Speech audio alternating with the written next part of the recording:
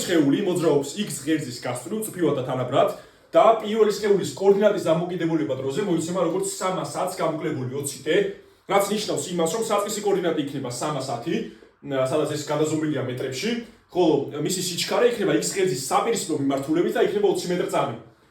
ხოლო რაც შეეხება მეორეს, მისი საწყისი კოორდინატია 40 მეტრი და მიდის x ღერძის მიმართულებით 10 მეტრწამის სიჩქარით.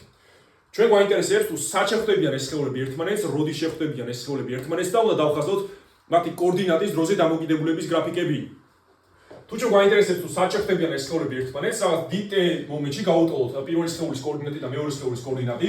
ესე იგი 310 გამოკლებული 20t იქნება 40 დამატებული 10t. მინუს 20t გადავიტანოთ მარჯვენა მხარეს, 40 გამოვიტანოთ მარცხენა მხარეს და 310 გამოკლებული 40 იქნება 10t-ს დამატებული 20t. საიდანაც 270 გამოდის 30t და t გამოდის 9 წამი. ანუ ეს სხეულები ერთმანეთს შეხვდებიან 9 წამში. სად შეხვდებიან როგორ ვიპოვოთ? ავიღოთ ეხლა ეს 9 წამი და ჩავსვათ რომელიმეში, მაგალითად 40 + 10t-ში. იქნება 40 დამატებული 10 ჯერ 9, რაც ნიშნავს 40 დამატებული 90 და გამოდის 130 მეტრი.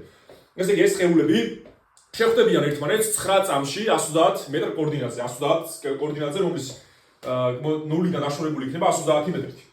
ხოლო რაც შეეხება გრაფიკებს, პირველისთვის მოდი რადგან წრფივი გრაფიკი იქნება, ხო, რადგან თანაბრად მოძრაობენ. და შესაბამისად 0-ში ეს იქნება 310 და t-თუ იქნება 10 წამი, კოორდინატი იქნება 110. იმიტომ რომ 310-ს გამოაკლდება 20 ჯერ 10 და გამო 110. ესე იგი 0-ში არის 310 და 10 წამში არის აი ეს კოორდინატის სიმაღლე არის მისი 110, ხო? და წრფე იქნება ასეთი. რა თქმა უნდა მოდის ქვემოთ, რადგან სხეული მოძრაობს x ღერძის საწინააღმდეგო მიმართულებით.